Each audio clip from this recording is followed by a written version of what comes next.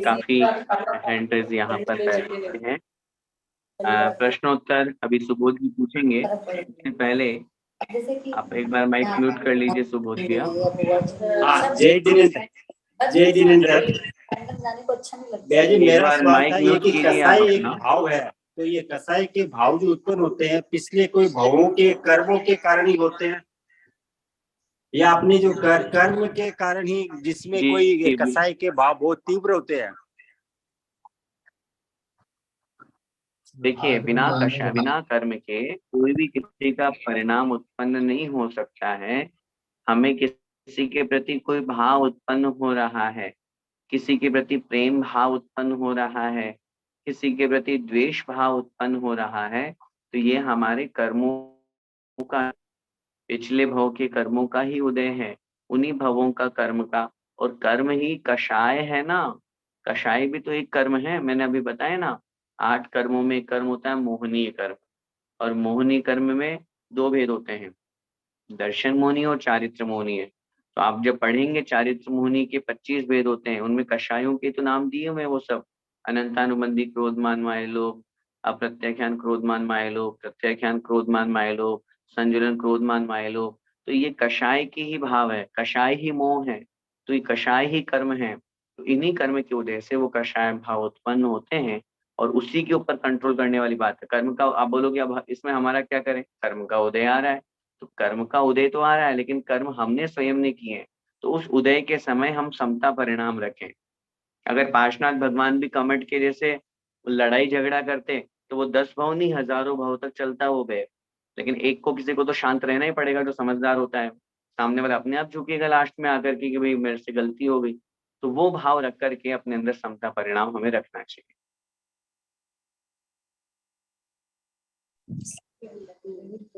हाँ नहीं पहले किसी को दिलाना भैया जी, आप बताइए किसको क्वेश्चन करना है। आप सीक्वेंस आप बताइए भैया जी। हाँ ठीक ओके। हाँ ठीक है, पार्ट में अंकल बोलिए। खुद इंडिया जाता है। जय जिनेंद्र, कैमरा बंदा। जय जिनेंद्र, उत्तम क्षमा। उत्तम क्षमा, आपने ठीक बोल दिया। आवाज आ रहा है मेरा? जय जिनेंद्र, उत्तम क्षमा। बिल्कुल आपकी आवाज आ रही है, आप रखिए अपना प्रश्न। आज का जो सब्जेक्ट भी था, मुझे लगा उत्तम क्षमा ही है। उत्तम क्षमा से सारा प्रॉब्लम सोल्व होगा, चाहे आप बाह्य रूप से करें चाहे अंतरंग से करें, लेकिन उत्तम क्षमा बोलने से कुछ तो फर्क पड़ता है। जल मीठा हो खारा हो, प्यास में तो लगता है जल कैसा भी मिल जाए तो वो काम करता है। तो मेरा ये कहने का मतलब, आज आपने जो सब्जेक्ट लिया है उसे मैं पूर्ण रूप से सहमत हूँ। और मैं सबसे बोलता हूँ कि भाई कुछ मिस्टेक हो जाती है तो जय जय उत्तम क्षमा बोलने में जाता क्या है। ये आप जो बोल रहे ना कि नहीं बार बार बोलने से कुछ नहीं, हमेशा बोलना है। नमस्ते करते हैं, राम राम करते हैं, तो ऐसे ही जय जिनेंद्र उत्तम क्षमा ये बोलना हमारे हिसाब से सही है। अगर आप इसको इंडोर्स करते हो तो एक बार आपके इससे माइक से आप एड्रेस कर दीजिए।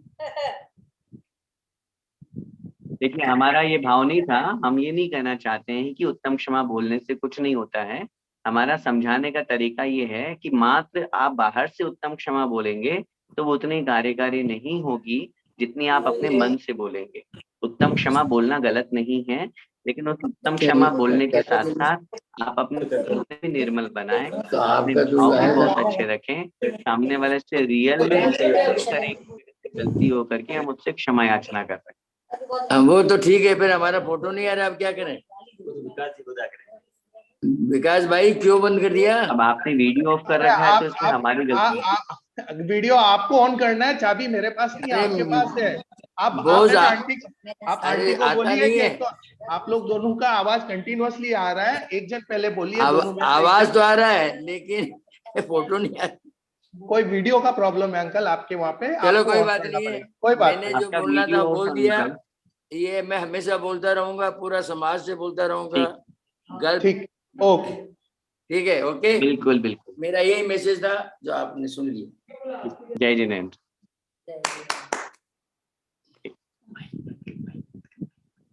चलिए माइक म्यूट कर दीजिए पाटनी अंकल।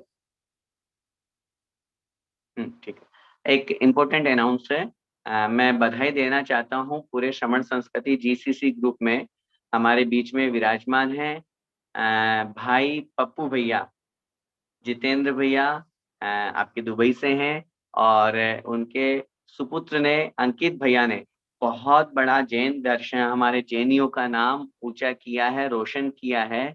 अभी हाल ही में राजस्थान गवर्नमेंट की तरफ से उनको राजस्थान गौरव की उपाधि से सम्मानित किया गया है, और राजस्थान के राज्यपाल जो हैं उन्होंने उनको पर्सनली सम्मान किया है, और सिर्फ इस कारण से कि उन्होंने राजस्थान में बहुत अच्छा अचीवमेंट लिया है उद्योग में, व्यापार जगत में, और जितने भी इंडस्ट्रियल एरिया में है नवाचार आगे बढ़ाने में। तो मैं अपनी तरफ से और पूरे श्रवण संस्कृति जीसीसी ग्रुप की तरफ से जितेंद्र भैया के सुपुत्र भाई अंकित भैया को एक बार जोरदार करतल ध्वनि से उनको बधाई देते हैं, और यही भावना रखते हैं कि निश्चित रूप से ऐसे हमारे पप्पू भैया ने महान सुपुत्र को उत्पन्न किया है जो उनका भी नाम रोशन कर रहा है, आज जैन समाज का नाम। और सबसे बड़ी बात जो मैं हमेशा सोचता हूँ, जैसे लास्ट टाइम भी मैंने भैया की जो सुपुत्री है उसके बारे में निवेदन किया था, प्रतिभा स्कूल में जो पढ़ रही है, जब तक हम हमारे समाज के लोग आगे आकर के और बागडोर नहीं संभालेंगे तो हमारे समाज की जो प्रतिभाएं हैं वो छुपी रह जाएंगी। आज ये सारे के सारे प्लेटफॉर्म हमको मिलते हैं, और जब गवर्नमेंट की तरफ से इस तरह का सम्मान हुआ करता है तो वो निश्चित रूप से बड़ा उल्लेखनीय होता है, और बहुत आगे दूसरे युवाओं को इंस्पायर करने के लिए होता है, प्रेरित करने के लिए होता है। तो हम सबको, सभी की ओर से मैं जितेंद्र भैया को और पूरे परिवार को भी बधाई देता हूँ, और साथ में अंकित भैया अगर यहाँ पर उपस्थित हों, पप्पू भैया अगर हैं तो एक बार आप उनका वीडियो ऑन कीजिए, या आप वीडियो ऑन करें। जय जिनेंद्र पंडित जी। अच्छा, वीडियो ऑन कीजिए, वीडियो ऑन कीजिए अपना। आपको ये ईश्वर की आप अपना आशीर्वाद वीडियो ऑन से, आप कीजिए लोगों की शुभकामनाओं के साथ ये प्रणाम है। मैं भगवान से ही प्रार्थना करता हूँ वो आगे बढ़े और आप लोगों का आशीर्वाद मेरे ऊपर बना रहे। पप्पू जी वीडियो ऑन कीजिए। बहुत अच्छा, बहुत अच्छा।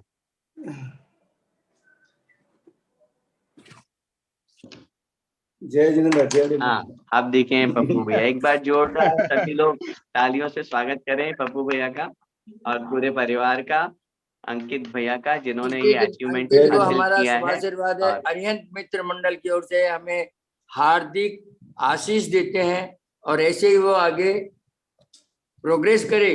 राजस्थान गौरव से हम भारत गौरव में ले जाना चाहते हैं, बाद में गल्फ गौरव में उसको सम्मान मिले, ये हमारी आशा है। आशीर्वाद चाहिए अंकल, एकदम मेरा आशीर्वाद दोनों हाथों से है।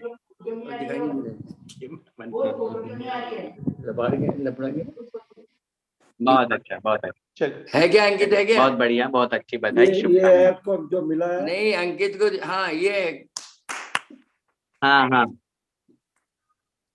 बहुत बढ़िया, राइट, बहुत अच्छा, नाइस। ये मफलर भी दिखाओ। मफलर को हाँ जी अभी दिख रहा है हमारा? दिखा रहा हूँ। हाँ बिल्कुल आप दिख रहे हैं बाटमी अंकल।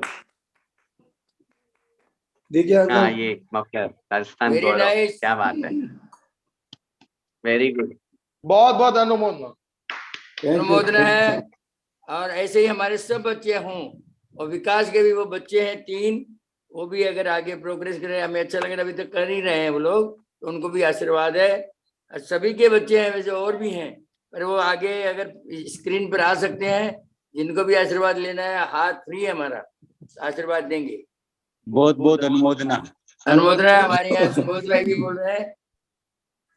अच्छा अंकल, हाँ अनुमोदना है। और हमारे सुबोध भाई यहीं बैठे हैं, वो भी अनुमोदना कर रहे हैं सबकी। बहुत बहुत अनुमोदना। किसका है? बहुत बहुत अनुमोदना, बहुत बहुत शुभकामनाएं, बहुत बहुत बधाई। चलिए आइए आगे बढ़ते हैं, क्वेश्चन आंसर के सेशन में कंटिन्यू करते हैं। अगला प्रश्न है चंद्र, पाटनी अंकल अपना माइक म्यूट कर लीजिए। चंद्रगुप्त भैया। जय जिनेन्द्र भैया जी, मैं नीलम पाटिल बोल रही हूँ।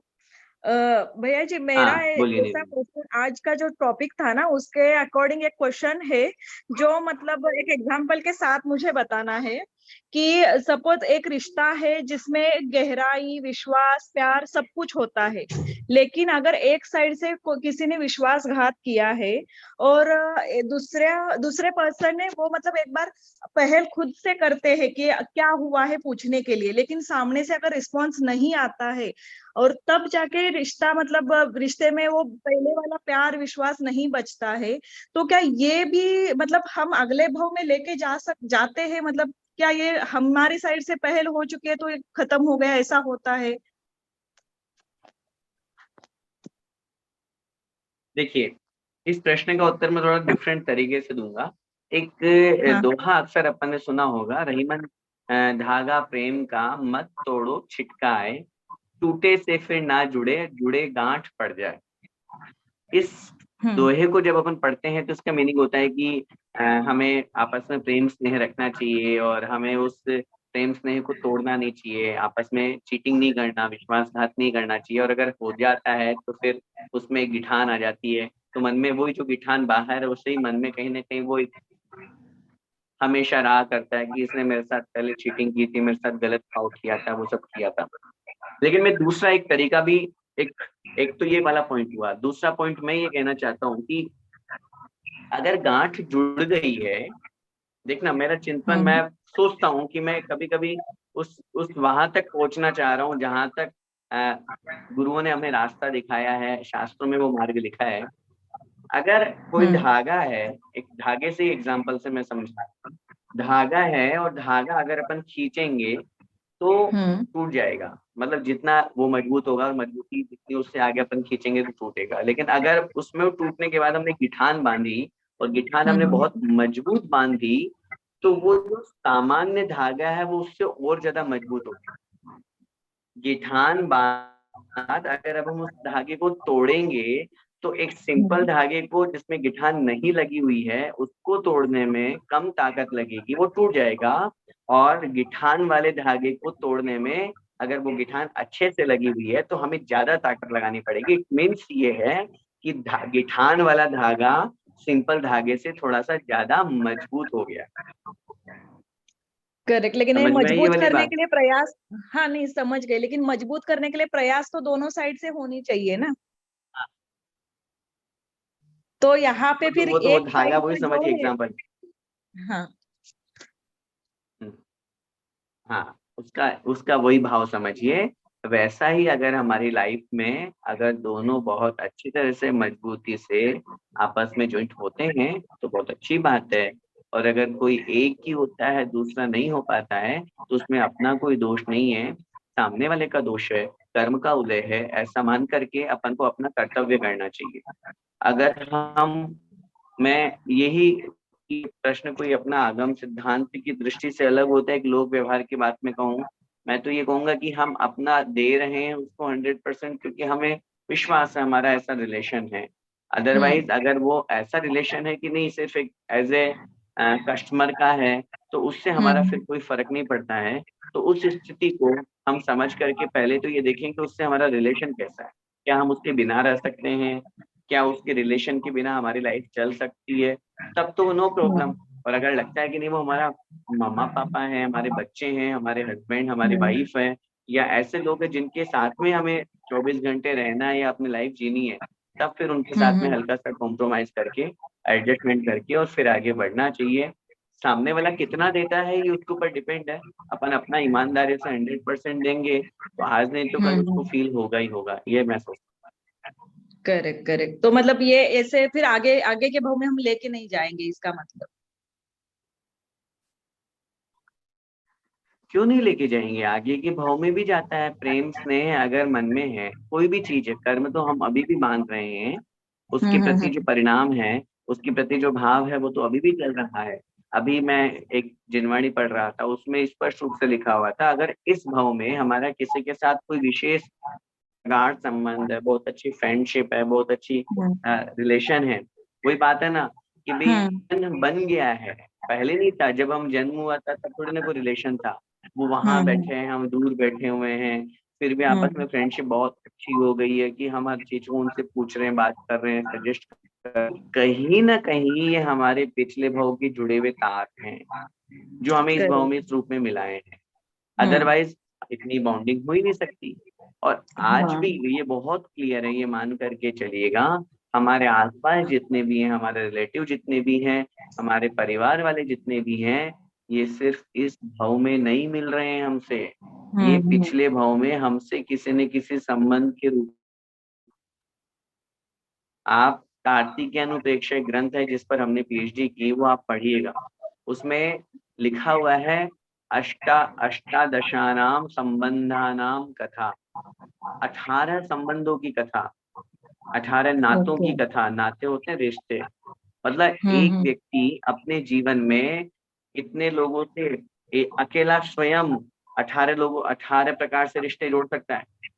वो उन्हीं का बेटा बन गया, वो उन्हीं का पोता बन गया, वो उसकी पत्नी बन गई, वो ऐसे बन गई, वो ऐसे बन गई, ऐसे करके उन्होंने 18 रिश्ते गिनाए हैं एक ही संबंध, एक ही भाव में, उस एक ही आत्मा का, एक आत्मा के साथ में। तो कहने का मेरा तात्पर्य है, ये सब चीजें होती है तो पिछले भावों का कर्म हमारे साथ में जुड़ा हुआ होता है, और उसी वजह से हमारे आपस में संबंध होते हैं। मैं हमेशा कहता हूँ, किसी व्यक्ति को हम नहीं जानते, ट्रेन में बैठे हैं, फ्लाइट में बैठे हैं, या कहीं पर मार्केट में गए, और वो तुरंत हमसे गुस्सा करता है, उसने गुस्सा किया हमसे, या हमको डिमोटिवेट किया, या हमारे ऊपर गलत आरोप प्रत्यारोप किए, तो हम सोचते हैं यार इस आदमी से तो हमने कभी बोला ही नहीं, मतलब ही नहीं है, फिर ये हमसे पंगा क्यों ले रहा है, या इसके मन में हमारे प्रति गलत भाव क्यों आ रहा है।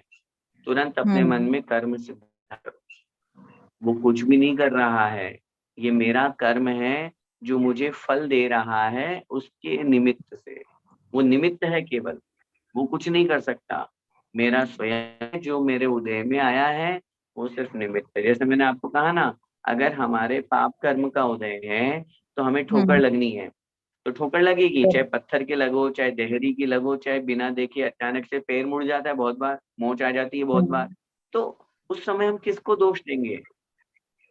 हमारी प्रॉब्लम वही है, मैं जो आपको कह रहा हूँ अभी, जो मैंने अपने क्लास में भी कहा, हम ये ढूंढने लगते हैं तुरंत उसी टाइम, मैं किसको गलत बोलूं, मैं किसको दोष दूं। एक एग्जांपल मैं आपको देता हूँ। हमारे घर में अगर अपन चल रहे हैं और चलते चलते अचानक से किसी वस्तु पे अपनी ठोकर लग गई, अच्छा मैं आपसे पूछूं गलती किसकी, हमारी स्वयं की, क्योंकि हम देख के नहीं चले, तुरंत हम चिल्लाएंगे, किस पे चिल्लाएंगे, बच्चों पे, तुमको देखना नहीं आता, तुमने यहाँ पे क्यों रख दिया इस सामान को, यहाँ रखने का है क्या, ये चिल्ला करके उनको समझाएंगे। अगर बाई चांस वहां बच्चे नहीं है तो नौकर को चिल्लाएंगे, नौकर नहीं है तो किसी और थर्ड पर्सन को चिल्लाएंगे।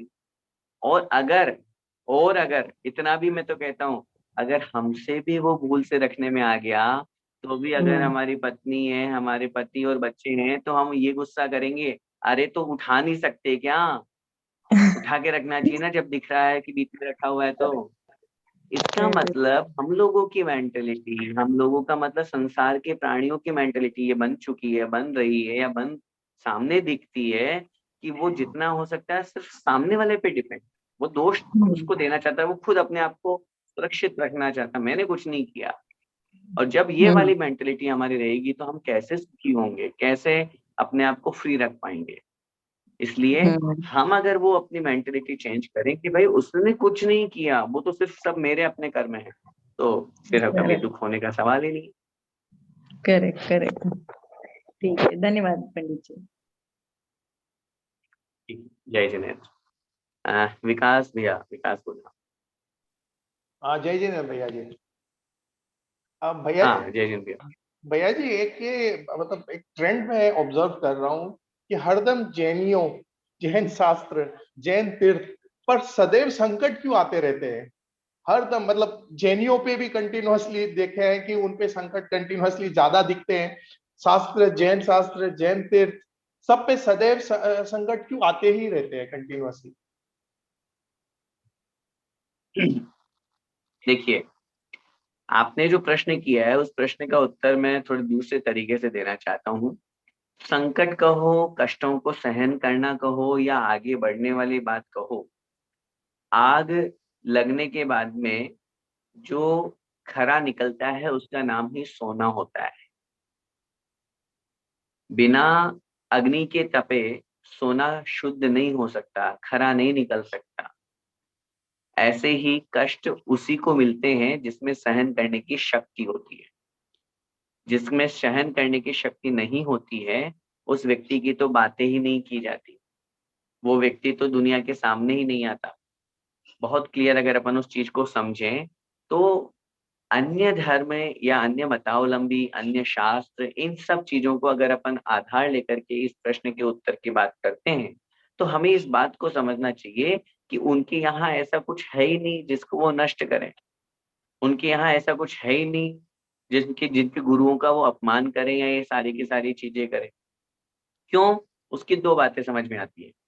पहली बात तो, चूंकि जहां पर हम जिस समाज में रहते हैं या जहां रहते हैं, मैं उसको मानवीय प्रवृत्ति रूप में इसलिए नाम दे रहा हूँ, भले ही वो कषाय भाव है, ईर्ष्या भाव है, जेलस भाव है। तो आज अगर दो व्यक्ति भी साथ में रह रहे हैं, बहुत क्लियर समझिए, अगर दो व्यक्ति भी साथ में रह रहे हैं तो उन दोनों में भी एक दूसरे के प्रति एक जेलस भावना आ ही जाती है। कितना ही हम कुछ भी करने की कोशिश कर लें, ये आगे क्यों बढ़ रहा है, इसके फॉलोवर्स ज्यादा क्यों हैं, लोग मेरे पास तो मेरी तो बात नहीं सुनते, इसको तो ज्यादा समाज में सम्मान मिलता है। सोचो जरा, दो भाई भी हैं, दो बच्चे भी हैं, पति पत्नी में भी है, तो भी मन में कहीं ना कहीं वो भाव आ जाता है। और यहाँ जब एक कम्युनिटी होती है, समाज होती है, तो सब लोग ये सोचते हैं आज ये जेनी इतने आगे क्यों बढ़ रहे हैं, इनके फॉलोवर देखो, इनके संत महात्मा देखो, इनकी त्याग तपस्या देखो। तो जो लोग जेलस करने वाले हैं, तो वही बात है, उनके ऊपर कहीं ना कहीं प्रहार करने का भाव रखेंगे। उनसे जेलस करते हैं तो उनको डिमोटिवेट करने का भाव रखेंगे, उनको डाउन करने की कोशिश करेंगे। तो ये तो सदियों से हो रहा है, बस इतना जरूर है। लेकिन जो महत्वपूर्ण है वही बात आती है कि इतना सब कुछ सहन करने के बाद हमारे यहाँ 22 परिचय कहे गए। मुनि बनने से पहले उसको ठोक ठोक करके पढ़ा दिया गया है, मुनि बनने के बाद उनको समझा दिया गया है, चिंता करने की आवश्यकता नहीं है। वध परिचय जय, वध परिचय जय। अगर कोई तुम्हें मारे तो भी शांत भाव रहना। भूख, क्षुधा, तृषा, शुद्ध पिपासा, शुद्ध पिपाशा, वो वाला सूत्र आता ना तत्वार सूत्र के 9वें अध्याय में। शुद्ध तृष्णा, शीतोष्ण, दंश, मशक, नाग्न, रति, स्त्री, चर्या, निषद्या, शय्या, क्रोश, वध, याचना, लाभ, रोग, स्तन स्पर्श, मल, सत्कार, पुरस्कार, प्रज्ञा, ज्ञान, दर्शनानि, ये सब परिचय हैं। शास्त्रों में लिखा है उपसर्ग होते हैं मुनि महाराजों पे, सबको सहन करना होता है उनको, तभी तो वो सिद्धत्व को प्राप्त करेंगे। तो मेरा कहने का मतलब यही है कि ये होने का कारण तो उनका स्वयं का अपना कर्म भी होता है, लेकिन कर्म के साथ में बाहरी वातावरण जो उन्हें कहीं ना कहीं डाउन करने के लिए उनके ऊपर करता है। अभी कुछ दिन पहले पूज्य मुनिश्री सौम्य सागर जी महाराज जी पर चलते चलते किसी ने बाइक से उनके ऊपर वो किया, एक्सीडेंट हो गया था। अभी पूज्य मुनिश्री विद्यासागर जी महाराज जो दक्षिण तरफ के हैं, उनका भी अभी किसी वाहन के माध्यम से उनको भी थोड़ा सा चोट लग गई थी। तो ये सब चीजें जब हम सुनते हैं तो मन में बड़ी वेदना होती है, दुख तो होता ही है, और यही भावना भाते हैं भगवान सबका शीघ्रातिशीघ्र स्वास्थ्य लाभ हो। हम और आप तो हॉस्पिटल में जाकर के दवाई करवाएंगे, उनको तो उसका भी त्याग है, एलोपैथी का भी त्याग है, हॉस्पिटल में जाने का भी त्याग है। कितनी कठोर साधना करते हैं। आज मुनिश्री विद्यासागर जी आहार कर रहे थे, भले ही कष्ट है, लेकिन चर्या का बिल्कुल निरतिचार पालन करना, निर्दोष पालन करना, ये सच्चे वीर की साधना है, ये कायरों का काम नहीं है। और मैं तो बहुत स्पष्ट कहता हूँ, मूर्ख हैं, कायर है वे लोग जो पीछे से प्रहार करते हैं, जो दूसरों को डाउन करने की बात करते हैं, जो मुनि महाराजों के ऊपर, शास्त्रों के ऊपर उनको जलाने की और उनको निम्न दिखाने की, नीचा दिखाने की बात करते हैं। अरे हिम्मत है उनमें तो आगे आओ, करो साधना, कौन मना कर रहा है। कोई नग्न बनने का ठेका हमने दिगंबर मुनि केवल ये थोड़ी ना ले रखा है कि सिर्फ जैनी ही मुनि महाराज बन पाएंगे दिगंबर। अगर उनमें साधना की शक्ति है, उच्च काष्ट के हैं, तो बन के दिखाओ ना, भूख प्यास सहन करके दिखाओ ना, सर्दी गर्मी सहन करके भी दिखाओ ना। इस तरह से सामने वाले को मारने से, सामने वाले का एक्सीडेंट करने से थोड़ी ना कोई उनका धर्म ऊंचा उठ जाएगा, उनको पाप ही लगेगा, उनको दोष ही लगेगा। उनमें शक्ति नहीं है, वो कायरों को अपने आप में, मैं तो कहता हूँ कायर है वो, नपुंसक है वो लोग। जो ऐसे लोग हैं जो सामने वाले के शास्त्रों को जला रहे हैं, जो हमारे अनायतन, हमारे जो आयतन है, मंदिर है, उनको नष्ट कर रहे हैं। हिम्मत है तो आगे आओ, करो ना कंपटीशन। जब करना ही है तो आप भी बनाओ बड़े बड़े मंदिर, आप भी करो साधना। क्यों आपके गुरुओं के पास में परिग्रह है? क्यों आपके गुरु दुराचार अनाचार करते? क्यों चिलम लगाते हैं? क्यों बीड़ी सिगरेट फूकते हैं? क्यों अफीम गांजा खाते हैं? क्यों नशीले पदार्थ खाते हो? फिर भी आप उनको गुरु मानते हो। तो ये आपकी कमी है, हमारी थोड़ी कमी है। हमारे गुरु तो खरा सोना है। वो सोना के जैसा कोई कोई पीला कलर लेकर के बोले भाई मैं सोना हूँ, मैं सोना हूँ, तो दुनिया में सोना थोड़ी ना हो जाएगा वो। गोल्ड तो गोल्ड रहेगा, ओरिजिनल गोल्ड। तो वो वही चीज है, वो खरा सोना है। और खरे सोने के वही बात आती है कि मार्केट में जब कोई चीज आती है तो उसकी प्रसिद्धि ज्यादा हो जाती है, तो उसका डुप्लीकेट बनना शुरू हो जाता है मार्केट में। तो वही चीज यहाँ है। गुरु जब पूजे जाते हैं, महान गुरु होते हैं, तपस्या साधना होती है, तो हर कोई अपने आप को गुरु मान करके दुनिया के सामने पूजवाना चाहता है।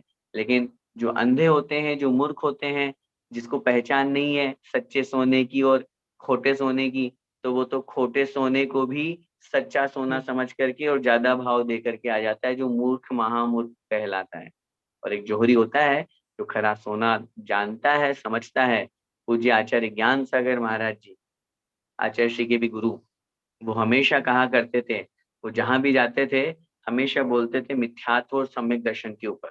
तो एक बार किसी ने कह दिया उनको, बोले आप इतनी बड़ी बड़ी बातें करते हो, जेनी है कितने से, मुट्ठी भर भी नहीं है। और देखो ये अदर कास्ट या ये सब हिंदू लोग कितने सारे हैं, आप इन सब बातों से क्या बढ़ोगे, मिथ्या दर्शन और ये सब। तो उन्होंने बहुत अच्छी बात बोली। उन्होंने कहा सब्जी मंडी जहाँ सस्ते में दुकानें लगती हैं, वहां पे बहुत भीड़ मिलेगी आपको। जहाँ फ्री का सामान मिल रहा होगा वहां बहुत भीड़ मिलेगी। और जो सोने चांदी डायमंड की दुकान है, वहां पर तो लेने वाले जो हैं वही लोग जाएंगे। तो हमारा जैन धर्म जोहरी पहचान सकता है उसको, हर कोई नहीं पहचान सकता, हर कोई फॉलो नहीं कर सकता। ऐसा नहीं है कि आएगा कोई बकरे भेड़ बकरियों की तरह खूब सारे ठूस दो। हमें क्वांटिटी से मतलब नहीं है। आज मैं पहले भी एक बात आई थी, तब भी मैंने कहा था कि हमारा जैन धर्म विश्व धर्म क्यों नहीं बन पाया, क्यों नहीं बन पाया। हर लोगों के आज हिंदू धर्म के फॉलोअर्स कितने सारे हैं, आज अदर कास्ट के फॉलोअर्स बहुत सारे, क्रिश्चियन कितने सारे हैं इसमें, विदेशों में, फॉरेन कंट्रीज में बहुत सारे हैं। हमारा जैन धर्म क्यों नहीं फैल पाया? कारण है हमने अपनी क्वालिटी से कॉम्प्रोमाइज नहीं किया। हमने कभी ये नहीं सोचा कि हम दिगंबर छोड़ करके और वस्त्र धारण कर लें। हमारे मुनि महाराज मर जाएंगे, कट जाएंगे, सिर कट जाएगा, लेकिन वाहन में नहीं बैठेंगे। वो ये सोचे अरे नहीं, मैं दुबई जाऊंगा, मैं वहां जाऊंगा तो कितनी धर्म की प्रभावना होगी। मैं यहाँ भारत में तो खूब मुनि महाराज है, 1400-1500 है, कम से कम 150 को दुबई भेज दो, 150 को अफ्रीका भेज दो, 150 को यहाँ भेज दो, खूब धर्म की प्रभावना होनी चाहिए। मुनि महाराज बोलेंगे हम आमरण अनशन कर लेंगे, सल्लेखना ले लेंगे, लेकिन वाहन। अब कोई ये कहे फिर धर्म की प्रभावना कैसे होगी? हमें धर्म की प्रभावना अपनी प्रभावना करनी है, आत्म प्रभावना करनी है, धर्म की प्रभावना अपने आप हो जाएगी। हम जीवों की हिंसा करके, पाप करके, कषाय करके हम धर्म की प्रभावना नहीं कर सकते। तो हमें क्वालिटी से मतलब रहा हमेशा से, शुरुआत से क्वांटिटी पे हमने ध्यान नहीं दिया। और दूसरा, हमारे धर्म की शुरुआत ही त्याग तपस्या से होती है। अब अगर किन्हीं मुनि महाराज या किसी कोई धर्म को फॉलो करेगा तो उसको सबसे पहले ये कहा जाएगा मांस मदिरा छोड़ो, शाकाहारी बनो, सप्त व्यसन का त्याग करो। अब अदर कास्ट को आप ले लो, उसमें ये सब बातें है ही नहीं।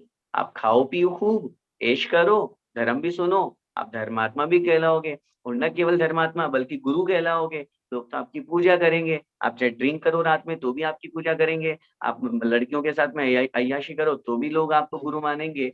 तो उनके यहाँ ऐसा त्याग तपस्या है ही नहीं है, इसलिए उनका धर्म बहुत इजी है। अब वो धर्म नहीं है, धर्म कहने में आ रहा है कि धर्म इजी है, बाकी धर्म थोड़ी ना कहलाएगा, वो अधर्म, वो तो कुधर्म, वो तो।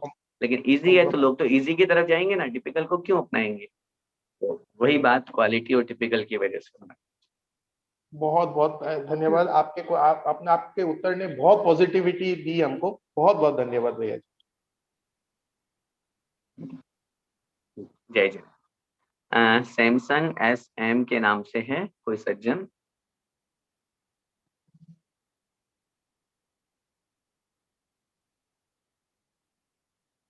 मैं पूछूं क्या कुछ? हैंड रेज में सेकंड नंबर है मेरी स्क्रीन पे। जय जिनेंद्र भैया जी, मैं चलो वो पूछ जब तक रही हूँ। नहीं पूछ रहे। हाँ मैं पूछ लूं? हाँ पूछ ली जी। हाँ पूछ, दोनों ने कर दिया वापस म्यूट। हाँ जी, मैं पूछ रही हूँ। एक ओम मिनट। श्री जी। ओम श्री और स्वस्तिक दिव्या जी आप म्यूट कर लीजिए। क्या होता है हाँ, जैन धर्म में? फिर से बोलो बेटा। ओम श्री और स्वस्तिक का जैन धर्म में अर्थ क्या होता है? Okay okay, very good question. Om का मतलब होता है पंच परमेष्ठी, जहाँ अरिहंत भगवान, सिद्ध भगवान, आचार्य, उपाध्याय और साधु, तो इन सबका जो शॉर्ट फर्स्ट वर्ड है उसको मिला करके ओम बनता है। अरिहंत भगवान का अपन ने फर्स्ट वर्ड लिया अ। सिद्ध भगवान चूंकि शरीर से रहित होते हैं तो उनको अपन बोलते हैं अशरीरी, तो उनका वर्ड लिया अपन ने अ, अशरीरी का अ। आचार्य महाराज का आ, तो अ प्लस आ इक्वल टू आ। फिर उपाध्याय का हमने लिया उ, तो आ और उ मिलकर के हो गए ओ। और साधु को हम मुनि भी बोलते हैं, तो मुनि का फर्स्ट वर्ड है मैं, तो वो ओ के साथ में हमने जोड़ दिया मैं, ओम। तो ओम जो है ये पंच परमेष्ठी का प्रतीक होता है। दूसरा आपने कहा श्री, श्री लक्ष्मी का प्रतीक होता है। लक्ष्मी जो हमारे अंदर है, लक्ष्मी का सिर्फ धन संपत्ति नहीं, केवल ज्ञान को भी लक्ष्मी कहा जाता है। आत्मा का स्वभाव ज्ञान स्वरूप है, तो वो केवल ज्ञान रूप लक्ष्मी की बात की जाती है। और थर्ड आपने कहा स्वस्तिक, स्वस्तिक है ना साथिया, ये मंगल का प्रतीक होता है, कल्याण का प्रतीक होता है। अपन कहीं पर भी स्वस्तिक बनाते हैं तो ये शुभ होता है, अच्छा होता है। इस तरह से तीनों को समझना चाहिए। थैंक यू, लास्ट धन्यवाद। क्वेश्चन। जय जिनेंद्र। वेलकम। जय जिनेंद्र। आज के लिए इतना ही। आइए जिनवाणी स्तुति करते हैं। जावाणी के ज्ञान ते सुझे लोकालो, सुवाणी मस्तक सदा देत होडो। हे जिनवाणी भारती तो ही जपू दिन रैन, जो तेरा शरणागले सो पावे चैन। देव हरिहंस को गुरु सेवा निर्ग्रंथ, दया दयालु सदा यही लक्ष्य का पंथ। नो वर्ण होगा।